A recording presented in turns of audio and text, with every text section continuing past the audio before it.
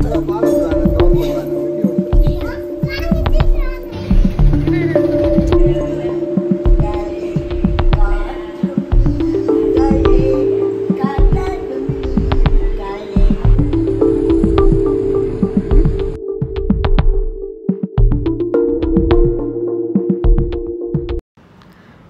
விலாக்கு முன்னாடி 25th அன்னைக்கு நான் 7 கிஃப்ட்ஸ் பண்ணியிருப்பேன் குழந்தைங்களுக்கு தனித்தனியாக. ஸோ அந்த விலாக் பார்க்கலன்னா நீங்கள் கண்டிப்பாக அதுக்கு முன்னாடி போய் செக் பண்ணி பாருங்கள்.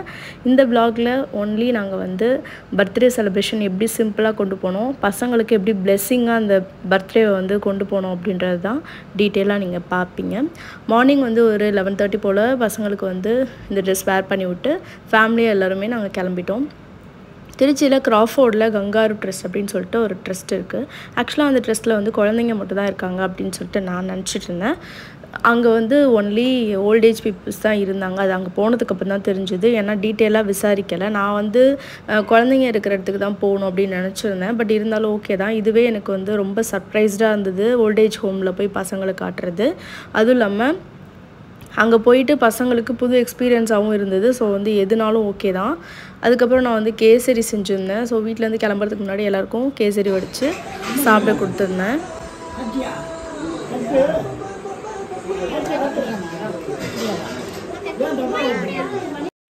சின்ன பிள்ளையிலேருந்தே குழந்தைங்களுக்கு வந்து கஷ்டம்னா என்ன, நம்ம வந்து ஒரு வேலைக்கு சாப்பிட்றோன்னா மற்றவங்க வந்து எப்படி இருக்காங்க, அவங்களோட சுச்சுவேஷன் என்ன அப்படின்னு சொல்லிட்டு அவங்களுக்கு புரிய வைக்கணுன்றதுக்காக தான் நிறைய விஷயங்கள் நான் வந்து மறைமுகமாகவும் செஞ்சிட்ருப்பேன். யூடியூப் சேனலில் போடுறது வந்து ஒரு 20% தான். ஸோ அதெல்லாம் வந்து நம்ம எக்ஸ்பிளைன் பண்ணாவே அவங்க புரிஞ்சுக்கணும்.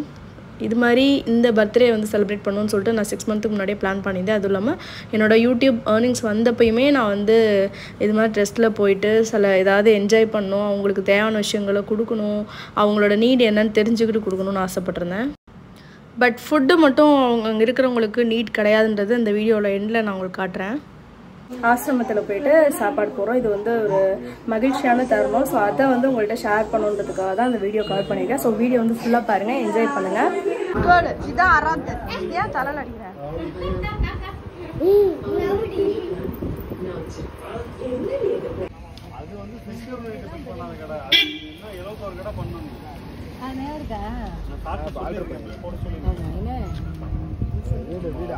ஒரு பீஸ் எப்படிங்க பண்றது அப்படின்னு கேக்குறாரு. ஒரு பீஸ் வந்து அவருக்கு அவர் வேலையாயிரும், நமக்கு ஆகுதுல்ல. நான் பேசிட்டேன்ப்பா அருண்கிட்ட நம்ம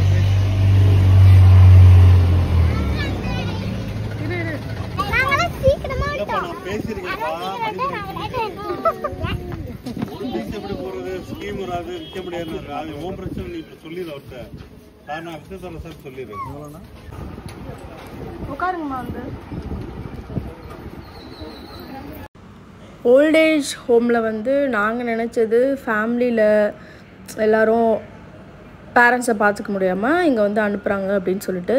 ஆனால் அங்கே வந்து பார்த்திங்கன்னா ஒரு 30% தான் அது மாதிரி ஓல்டேஜ் பீப்புள்ஸ் இருந்தாங்க. மற்றவங்களாம் வந்து வீட்டில் இப்போ ஃபேமிலியும் இல்லாமல் இல்லை ரோட்டோரத்தில் இருக்கிறவங்க அது மாதிரி உள்ளவங்களாம் வந்து பப்ளிக் வந்து அவங்களுக்கு ஒரு இது மாதிரி ஒரு ஹவுஸ் இருந்துச்சுன்னா அவங்கள பார்த்துப்பாங்க அப்படின்னு தோணுச்சுன்னா நம்ம அந்த நம்பருக்கு கால் பண்ணி இன்ஃபார்ம் பண்ணோம்னா வந்து செக் பண்ணி கூட்டிகிட்டு போயிடுவாங்க. பேசி நாங்கள் அவங்கள அதில் மூலியமாக தான் நாங்கள் இல்லை. சிலதுக்கு இப்போ நீங்களே போய் அப்படியே வெளியில் இருக்கவங்கள சொல்லுவீங்களா? அது கால் பண்ணால் தான் நாங்கள் அப்படி போவோம். கால் பண்ணி அவங்களுக்கு நாங்கள் போய் சிஎஸ்ஆர் வாங்கிட்டு அவங்கள கூட்டிகிட்டு வந்து அவங்களாம் இப்போ போலீஸ் மூலியமாக அவங்க வந்து விடுவாங்க. யாராவது இந்த இப்படி இவங்க அம்மா அதை சொன்னாங்கன்னா இங்கே படுத்துருக்காங்க கூட்டிட்டாங்கன்னா அவங்கள கூட்டி போய் போலீஸ் ஸ்டேஷன் நாங்கள் போய் கொடுத்து அங்கேருந்து சிஎஸ்ஆர் போனால் தான் இங்கே சேர்க்க முடியும். சரி, ரொம்ப நாள் அங்கே இருக்கிறதுனால அவங்கள சொல்லி அவங்க அனுப்புவாங்க. நீங்கள் யார்கிட்ட சொன்னீங்கன்னா நாங்கள் வந்து போய் அந்த இடத்துல போய் போலீஸ் அந்த ஏரியாவில் எந்த போலீஸ்னால் அங்கே போய் கொடுத்தாங்க. தொந்தரவு நிறையா அவங்களால இருக்குது அப்படின்னு மட்டும்தான் அவங்க சொல்லியிருக்காங்க. அந்த மாதிரி சொல்லுவாங்க. அவங்களால இங்கே ரொம்ப இதாக இருக்காங்க, இங்கிட்ட அங்கிட்டு போயிட்டுருக்காங்க, வரவங்க போகிறவங்களே அந்த மாதிரி இருக்கிறவங்கலாம் போலீஸில் யாராவது கம்ப்ளைண்ட் பண்ணுவாங்க. அவங்க வந்து போலீஸ் வந்து நம்மக்கிட்ட அப்பா பிள்ளைங்களா இருக்கவங்க நிறைய பேர் 2 பேர் பிள்ளைங்க. 2 விஷயம் நான் தெளிவாக இருந்தேன். என்னென்னு பார்த்தீங்கன்னா நம்ம ஃபுட்டு வந்து டொனேட் பண்ணும்போது வீடியோ எடுக்கக்கூடாது, அவங்க சாப்பிடும்போது வீடியோ எடுக்கக்கூடாது. அண்ட் உள்ளே போனதுக்கப்புறம் அந்த இடம் எப்படி இருக்குன்னா, வயசானவங்க வந்து எவ்வளோ தான் நம்ம மெயின்டைன் பண்ணியிருந்தாலும் அந்த இடத்த வந்து கொஞ்சம் குழந்தைங்க மாதிரி தான் பண்ணி வச்சுருப்பாங்கன்றனால அந்தளவுக்கு ஹைஜீனாக இருக்காது தான். நாங்கள் போயிட்டு நம்ம ஃபேஸ் ரியாக்ஷன்லாம் எதுவுமே கொடுக்கவே கூடாது. ஸோ உள்ளே போகும்போதே கொஞ்சம் கேர்ஃபுல்லாக நடந்துக்கணும். ஏன்னா சின்ன குழந்தைங்கள பார்க்குற மாதிரி தான் இருந்துச்சு. அத்தனை பெரியவங்கள பார்க்கும்போது அவங்களோட தேவைகள் என்னென்ன அப்படின்னு சொல்லிட்டு கேட்கும்போது என்ன ஆச்சுன்னா, நம்ம கொடுக்குற ஃபுட்டு மட்டும் அவங்களுக்கு பத்தாது அப்படின்ற மாதிரி தோணுச்சு. ஸோ நெக்ஸ்ட் டைம் வந்து ஏதாவது ஒரு ஆப்பர்ச்சுனிட்டி கிடச்சிது, என்னால் முடிஞ்சதுன்னா கண்டிப்பாக அவங்க கேட்டதெல்லாம் நான் நோட் பண்ணி வச்சுருக்கேன். ஸோ அதை பண்ணலான் இருக்கேன். என்னங்கய்யா? மிச்சர் வேணுமா? காராச்சேவு மிச்சர் வேணுமா? வாங்கிட்டு வந்து தரேன். வீட்டில் உள்ள பேரண்ட்ஸை பார்த்துக்காத குழந்தைங்க வந்து வெளியே இருக்கிற முதியோர்களெல்லாம் பார்த்து இறக்கப்பட்டு பேசுவாங்க. இதை நிறைய பேர் நான் பார்த்துருக்கேன். அப்படி இருக்கும்போது நான் நினைக்கிறது என்னென்னா, வீட்டில் இருக்கிற நம்ம பேரண்ட்ஸை என்ன தான் முடியலைனாலும் கடைசி காலகட்டத்தில் நம்ம நல்லா பார்த்துக்கணும். அவங்க சாப்பிட்றதோ ஒரே ஒரு கைப்பிடி அளவு தான் சாப்பிட்றாங்க. ஏன்னா நான் சாதம் பரிமாறினால எனக்கு நல்லாவே தெரியும். அவங்க சாப்பிட்ற அவ்வளோண்டு சாப்பாட்டுக்காக அவங்க சரி சின்ன சின்ன சேட்டைகளை வந்து மன்னிக்காமல் அவங்கள அடிக்கிறதும் இது மாதிரி போயிட்டு ட்ரெஸ்ஸில் விடுறதும் ரொம்ப பெரிய தப்பு.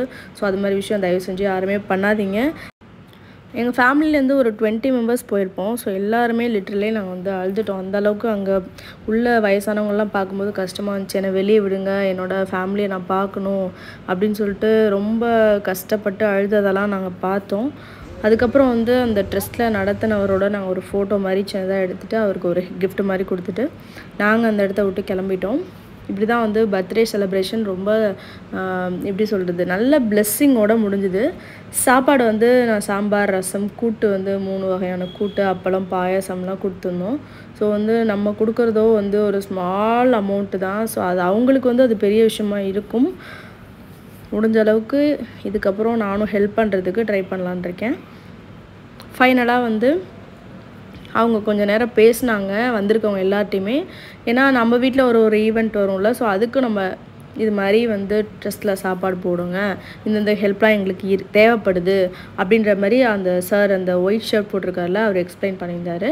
ஸோ அவரோட கார்டெலாம் வாங்கிட்டு வந்தோம். நான் என்னோடய வீடியோவில் ஸ்டார்டிங்லேயே அந்த நம்பர்ஸ் எல்லாமே கவர் பண்ணியிருப்பேன்.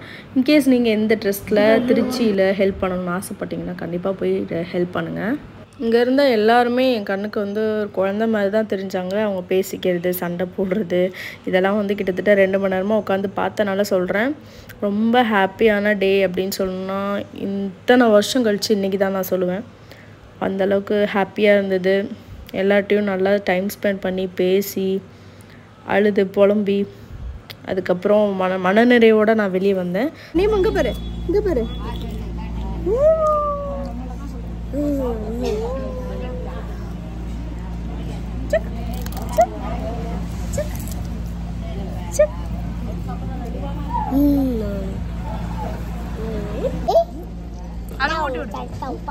வேண் மாட்டேன்ட்டோ பாட்டி பேசுறத கேட்கவே முடியல.